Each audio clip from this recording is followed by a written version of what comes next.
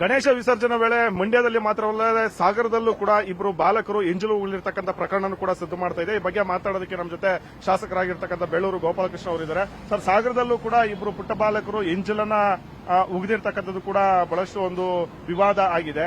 ಅದರಿಂದ ಯಾರಾದ್ರೂ ಬೇರೆಯವರು ಇದ್ದಾರಾ? ಅವ್ರ ಮಕ್ಕಳಿಗೆ ಯಾರಾದ್ರೂ ಪ್ರಚೋದನೆ ಮಾಡಿರೋ ಬಗ್ಗೆ ಏನಾದ್ರೂ ಮಾಹಿತಿ ಇದೆಯಾ ಸರ್? ನೋಡಿ, 5 ವರ್ಷದ ಮಕ್ಕಳವರು ಎಂಜಲು ಉಗುಳಿರೋದು ರೆಕಾರ್ಡ್ ಆಗಿದೆ, ಇದರಲ್ಲಿ ಬಂದಿದೆ ಅದು. ಬಟ್ ಅದನ್ನ ಈಗ ನಾವು ತನಿಖೆ ಮಾಡಿದ್ರೆ ಅವ್ರ ತಾಯಿನೂ ಸಹ ಎನ್ಕ್ವೈರಿ ಮಾಡಿದ್ದೀವಿ. ಸಂಬಂಧಪಟ್ಟ ಇವತ್ತು SP ಮತ್ತು ನಮ್ಮ ಇದು ಇರುವಂತಹ ಎಲ್ಲಾ ಅಧಿಕಾರಿಗಳು ಅದು ಏನಾದ್ರು ಸಮಸ್ಯೆ ಇದ್ರೆ ತನಿಖೆ ಮಾಡಬೇಕಂತ ಹೇಳಿದ್ದೀವಿ. ಯಾರನ್ನೂ ಬಿಡೋ ಪ್ರಶ್ನೆ ಇಲ್ಲ. ಆ ಮಕ್ಕಳಿಗೆ ಯಾವ್ದಾದ್ರು ಇವತ್ತು ಅವರಿಗೆ ಹೆಚ್ಚಿನ ಅವರು ಪ್ರೋಗ್ರೆಸ್ ಕೊಟ್ಟು ಅವ್ರಿಗೆ ಏನಾದ್ರು ಈಗ ಮಾಡಿ ಅಂತ ಏನಾದ್ರು ಯಾರು ಹೇಳಿದ್ರೆ ಖಂಡಿತ ಅವ್ರು ಬಿಡೋ ಪ್ರಶ್ನೆನೇ ಇಲ್ಲ. ಆ ತರ ಆಗಬಾರ್ದು. ಯಾಕಂದ್ರೆ ನಾನು ಅವತ್ತೇ ಆಗ್ಲೇ ಹೇಳಿದ್ದೀನಿ, ಯಾವುದೇ ಧರ್ಮದ ವಿಚಾರ ಬಂದಾಗ ನಾವು ಯಾರು ಕ್ಷಮಿಸುವಂತ ಪ್ರಶ್ನೆ ಇಲ್ಲ. ಹಿಂದೂ ಇರ್ಬೋದು, ಮುಸ್ಲಿಂ ಇರ್ಬೋದು, ಕ್ರಿಶ್ಚಿಯನ್ ಇರ್ಬೋದು, ಅವರವರ ಧಾರ್ಮಿಕ ಭಾವನೆಗಳು ಅವರವ್ರಿಗೆ ಇರಬೇಕು. ಅದನ್ನ ಹಾಳು ಮಾಡುವಂತ ಯಾವುದೇ ವ್ಯಕ್ತಿಗಳು ಇದ್ರೆ ಅದು ಬಿಡೋ ಪ್ರಶ್ನೆ ಇಲ್ಲ. SP ಅವರು ಅದ್ರ ಬಗ್ಗೆ ಕ್ರಮ ತಗೊಳ್ಳಕ್ಕೆ ಮಕ್ಕಳಿಗೆ ಯಾರಾದ್ರೂ ಹೇಳಿ ಮಾಡಿಸಿರೋದಾ ಏನು ಸರ್? ಅದೇ ನೋಡ್ತಾ ಇದ್ದೀವಿ. ಆ ಮಕ್ಕಳು ಏನು ಬಾಯಿ ಬಿಡ್ತಾ ಇಲ್ಲ ಅಂತ ಅವರು ತಾಯಿ ಕ್ಷಮೆ ಕೇಳಿದ್ದಾರೆ. ನಾವು ಮಕ್ಕಳೇನಾದ್ರು ಮಾಡಿದ್ರೆ ನಾನು ಕ್ಷಮೆ ಕೇಳ್ತೀನಿ, ಈ ತರ ಆಗಬಾರ್ದಾಯ್ತು, ಆ ಧರ್ಮದ ಬಗ್ಗೆ ನಮ್ಗೆ ಗೌರವ ಇದೆ, ನಾವು ಆ ತರ ಮಾಡಲ್ಲ ಅಂತ ಅವ್ರು ಹೇಳಿದ್ದಾರೆ. ಆದ್ರೂ ನಾವು ಅದನ್ನ ಸುಮ್ಮನೆ ಇದು ಮಾಡಕ್ಕಾಗೋದಲ್ಲ. ಅದ್ರ ಬಗ್ಗೆ ಈಗಾಗಲೇ ತನಿಖೆ ಮಾಡಬೇಕಂತೇಳಿ FIR ಮಾಡಬೇಕು ಯಾರು ಇದ್ರೆ ಅಂತ ಹೇಳಿ ಅದಕ್ಕೆ ಎನ್ಕ್ವೈರಿ ನಡೀತಾ ಇದೆ. ಸರ್, ಆಮೇಲೆ ಮಂಗಳೂರು ಕರಾವಳಿ ಭಾಗದಲ್ಲಿ ಕೋಮುಗಲಾಟೆಗಳು ನಡೀತಾ ಇತ್ತು. ಈಗ ಇತ್ತೀಚೆಗೆ ನಮ್ಮ ಹಳೆ ಮೈಸೂರು ಭಾಗದ ಜಿಲ್ಲೆಗಳು ಕೂಡ ವ್ಯಾಪಿಸ್ತಾ ಇದೆ, ಶಿವಮೊಗ್ಗ ಕೂಡ ವ್ಯಾಪಿಸ್ತಾ ಇದೆ. ಯಾಕೆ ಸರ್ ಈ ಮಟ್ಟಿಗೆ ಸರ್ಕಾರದ ವೈಫಲ್ಯನೂ ಕೂಡ ಇದೆಯಾ ಇದರಲ್ಲಿ? ಅಲ್ಲ, ಕರಾವಳಿದು ಈಗ ಅಂತ ಅಲ್ಲ, ಹಿಂದಿನ ಸರ್ಕಾರದಲ್ಲಿ ಇದ್ದಾಗಲೂ ಆಗಿದೆ. ಬಟ್ ಏನಾಗಿದ್ರೆ ಕರಾವಳಿ ಜನ ಈಗ ಹೈರಾಣ ಆಗೋಗಿದ್ದಾರೆ.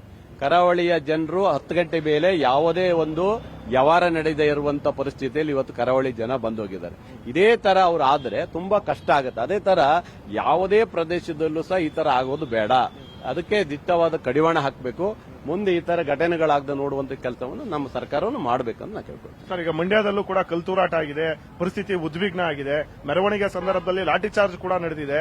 ಮತ್ತೆ ಈ ಕಡೆ ಬಿಜೆಪಿ ಆರೋಪ ಮಾಡ್ತಿದೆ, ಕಾಂಗ್ರೆಸ್ನ ಓಲೈಕೆ ರಾಜಕಾರಣದಿಂದಲೇ ಇಷ್ಟೊಂದು ಕೋಮು ಗಲಭೆಗಳು ನಡೀತಾ ಇರೋದು ಅಂತ. ಯಾವ ರಾಜಕೀಯ ಓಲೈಕೆ ಮಾಡುವಂತದ್ದು ಈ ಪ್ರಶ್ನೆನೇ ಇಲ್ಲ. ಯಾರು ಗಣೇಶ ಕಲ್ಲು ಹೊಡಿರಿ ಅಂತ ಹೇಳ್ತಾರೆ ಯಾರು? ಯಾವುದೇ, ನಾನು ಹೇಳೋದಲ್ಲ, ಯಾವುದೇ ಸಮಾಜಕ್ಕೆ ಯಾವುದೇ ಅನ್ಯಾಯ ಆದ್ರೂ ಬಿಡುವಂತ ಪ್ರಶ್ನೆನೇ ಇಲ್ಲ. ಇಲ್ಲಿ ಯಾವುದೇ ಓಲೈಕೆ ಪ್ರಶ್ನೆ ಇಲ್ಲ. ಕಿಡಿಗೇಳುಗಳು ಇದ್ದೇ ಇರ್ತಾರೆ. ಎಲ್ಲಾ ಜಾತಿಯಲ್ಲೂ ಕಿಡಿಗೇಳು ಇರ್ತಾರೆ. ಅವನು ಯಾರಂತ ಕಂಡಿಡ್ಬಿಟ್ಟು ಅವರಿಗೆ ಸರಿಯಾದ ಶಿಕ್ಷೆ ಕೊಡಬೇಕು. ಅವ್ರು ಮತ್ತೆ ಹೊರಗಡೆ ಜೈಲಿಂದ ಬರಬಾರ್ದು. ಆ ತರ ಒಂದು ಶಿಕ್ಷೆ ಕೊಟ್ರೆ ಮುಂದೆ ಎಲ್ಲೂ ಆ ಘಟನೆಗಳಾಗೋದು ಬೇಡ. ಮಂಗಳೂರಿಗಾಗಿದ್ದು ಸಾಕು, ಶಿವಮೊಗ್ಗಗಾಗಿದ್ದು ಸಾಕು. ಮುಂದೆ ಈ ರಾಜ್ಯದಲ್ಲಿ ಆ ತರ ಘಟನೆಗಳಾಗಬಹುದಂತ ನಾನ್ ಮಾತ್ರ ಕೇಳ್ಕೊಳ್ತೇನೆ ಅಷ್ಟೇ. ಇವತ್ತು ಸಂಜೆ ಬಿಜೆಪಿ ನಾಯಕರು ಕೂಡ ಮಂಡ್ಯ ಹೋಗ್ತಿದ್ದಾರೆ ಸರ್, ಪ್ರತಿಭಟನೆ ಮಾಡಿ. ಬಿಜೆಪಿ ನಾಯಕರ ಕೆಲಸ ಏನಿದೆ ಸರ್? ಈಗ ಅವರಿಗೆ ಧರ್ಮಸ್ಥಳ ಆಯ್ತು, ಈಗ ಇದೊಂದು ಶುರುವಾಗಬೇಕು. ಹೀಗೆ ಅವ್ರ ಘಟನೆಗಳು ಸಿಕ್ಕಿದ್ರೆ ಅದರ ಬಗ್ಗೆ ಓಡಾಡಬೇಕು. ರಾಜಕೀಯ ಬೇಳೆ ಬೇಯಿಸ್ಕೊಳ್ಳೋಕೆ ಹೊರಟಿದ್ದಾರೆ. ಇದರ ರಾಜಕೀಯನ ಬಿಟ್ಟು ಹೊರತುಪಡಿಸಿ ನೀವು ಕೆಲಸ ಮಾಡಿ, ಖಂಡಿತ ರಾಜ್ಯಕ್ಕೆ ಒಳ್ಳೇದಾಗುತ್ತೆ ಅಂತ ಹೇಳ್ಬೋದು. ನಾವು ವಿರೋಧ ಪಕ್ಷ ಇರಲಿ, ವಿರೋಧ ಪಕ್ಷ ತಮ್ಮ ಕೆಲಸ ಮಾಡಲಿ. ಆದರೆ ವಿರೋಧ ಪಕ್ಷವಾಗಿ ರಾಜಕೀಯ ಬಿಂಬಿಸ ಮಾಡೋದು, ಹಿಂದುತ್ವ ಮಾಡಕ್ ಹೋಗಿ ಧರ್ಮಸ್ಥಳ ಮಾಡಕ್ ಹೋದಂಗೆ ಮಾಡಕ್ ಹೋಗಬೇಡಿ.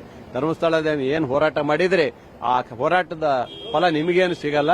ರಾಜ್ಯ ಸರ್ಕಾರ ಆ ಕಳಂಕಿತರು ಯಾರ್ಯಾರಿದ್ದಾರೆ ಧರ್ಮಸ್ಥಳಕ್ಕೆ ಮುಕ್ತ ಮಾಡುವಂತ ಕೆಲಸವನ್ನು ರಾಜ್ಯ ಸರ್ಕಾರ ನಾವು ಮಾಡ್ತೀವಿ. ಓಕೆ, ಸೊ ಇದು ಗೋಪಾಲಕೃಷ್ಣ ಅವರ ಮಾತು. ಕ್ಯಾಮರಾ ಪರ್ಸನ್ ಜಯರಾಮ್ ಜೊತೆ ಆನಂದ್ ಗುಡಿ, ಪವರ್ ಟಿವಿ.